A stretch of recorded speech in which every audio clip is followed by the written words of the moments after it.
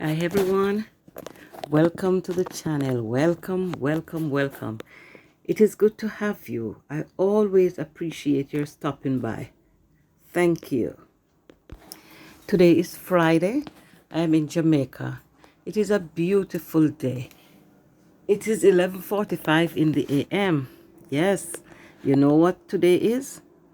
Day for fun.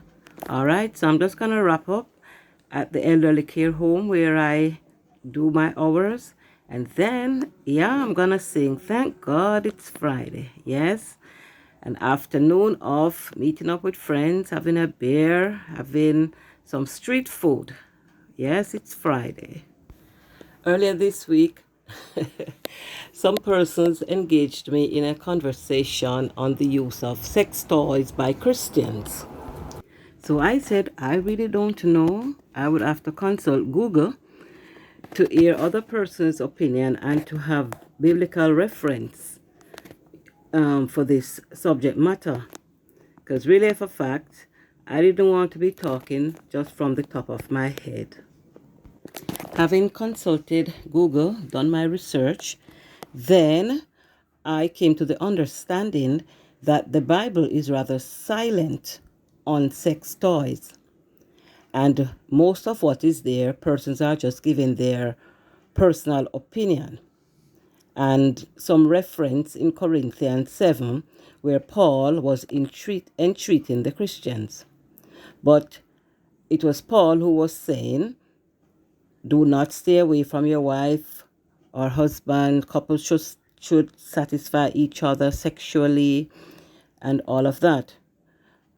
But for the most part, I would say it's persons giving their own opinion on the matter.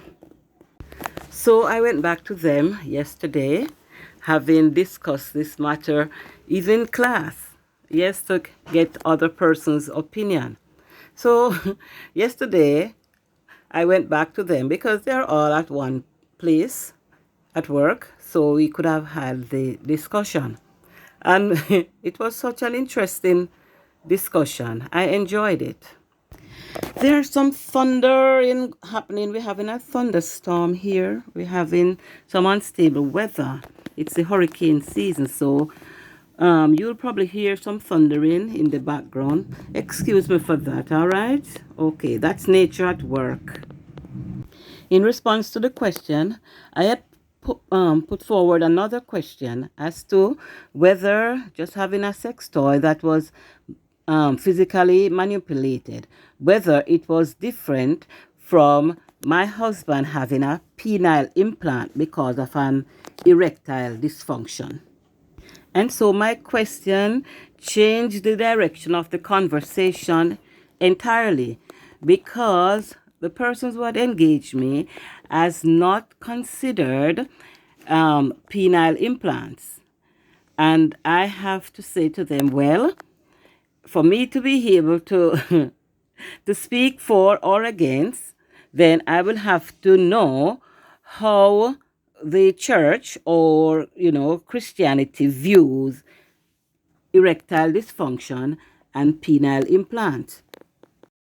Being forced to respond, yes, as this was an important topic, then I said to them, listen, I see the penile implant and the sex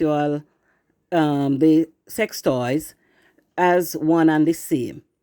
Yes, because with the penile implant, actually, it's just the manipulation, the mechanical manipulation, something that probably was implanted in the scrotum, along the urethra. I don't know how it is done. Or there are many other erectile dysfunction aids out out there being sold or being given as gifts. I don't know, but truth of the matter is this: the erection that the man gets, it is from a machine, it is mechanical. The sex toy, on the other hand, it has no body probably in which to implant, but there are different types, you know.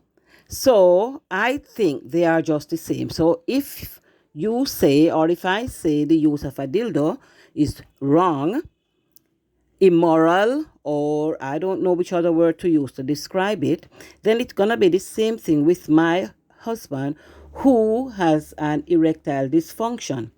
So the question is this: what do I do with my husband who is suffering from an erectile dysfunction because the church maybe view is penile implant or penile manipulation as being sin?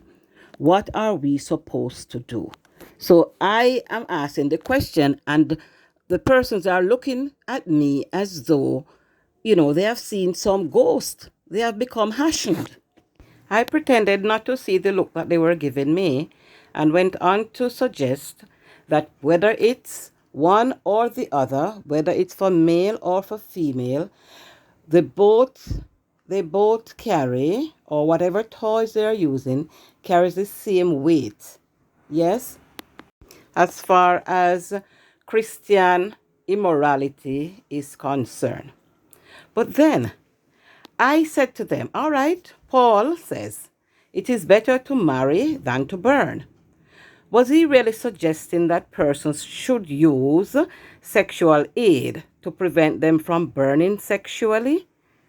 You have a desire to be fulfilled, so instead of burning, was he suggesting that you get some sex toy and help yourself? I don't know. Don't come after me now, I am just trying to understand what is happening here. So I asked them, because all of us, we belong to one religious organization or the other. So I asked them individually whether, each of them or any of them has any sex toy. Well, I was surprised to hear most of them saying yes, they do have, but they're not using it anymore because it's against something. I don't know whether it's against biblical rule. They just say, well, it is against. So I just put in church rules. So we don't know, because I was saying, okay, fine, since you're not using it and you have agreed with the church rules, you're gonna be subjected to that. Why don't you just throw them out? Because it's not like you can give them to anybody, because if it is not good for you, it can't be good for the other person. So why don't you throw them out? They were like, no, me don't spend money to buy them already, so I'll keep them. So in my mind, I said, okay, you're keeping it because you're still using it, but you don't want the public to know that you are using it. That's how I perceive it. And I doubt I am wrong. I don't think I am wrong. I took time out to go on YouTube and just typed in sex toys. And the amount that shows up, yes, from one to the next, all different size, shape, even the body bust. That persons go to bed with this life-size mannequin, as I would call it. Yes, to have their companionship. Yes, everything is there. So I don't know. And I don't know whether or not people are choosing not to marry because, we can always go out and buy a life-size companion. But then again, the companion doesn't talk to us. Or then maybe, who knows, maybe I should look to see whether some of them have some, pre-recorded verses or phrase or type of conversations that it can have. I'm going to go and do some research on that. It should be very interesting, don't you think? I think so. Let us do some research. Let us not be found wanting because of a lack of knowledge. Information is there. Let us do our research. All right? One very saintly, I would say 45, 50-year-old female, she told me that, she does have sexual desires, but when those come upon her, what she does, she just go and take a cold shower. So me, I will have to draw her out on that. So I said, okay, at 2 o'clock in the morning, when you wake up with a desire for lovemaking, do you go into your shower and turn on that cold water on yourself? Be very honest here. You think she did that? Or she's doing that? I don't think so. She's just saying that to deceive us. And that is not fair. That is truly, truly not right. My friend, what are your thoughts on this subject? To use or not to use? Is it a sin or is it a church rule? Is it an interpretation or a misinterpretation of Paul's, encouragement or entreatment to Christians of the culture of the time that he was existing in? Did the Bible at any point, say you shouldn't or you shouldn't? You shouldn't or you should? I don't know. Maybe you can educate me here. Tell me in the comment section, no? Because I really want to know. I don't want to fall victim of using or not using. So I want to know. Persons who are more educated biblically than I am, or who are, more in tune with the I am, you can advise me here as to what the I am has to say, what God has to say about this. Is it wrong? Is it right? Is it a sin? Is it immoral? Is it criminal offense? What is it? Tell me now. I want to know. Educate me, please. I had to laugh at this person's input.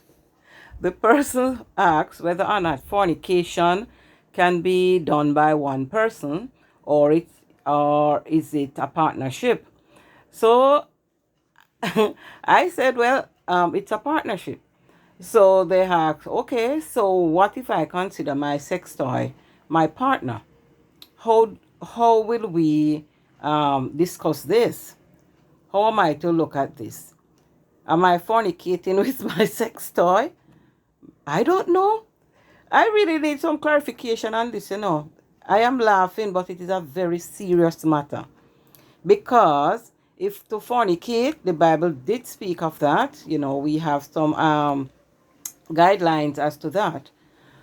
But I am asking, not me really, I want to find out for that person's sake, whether, and for my sake too, yes, I'm not leaving myself out. Yes, I want to know if the persons who are using sex toys, are they fornicating with themselves, or the sex toy is the partner.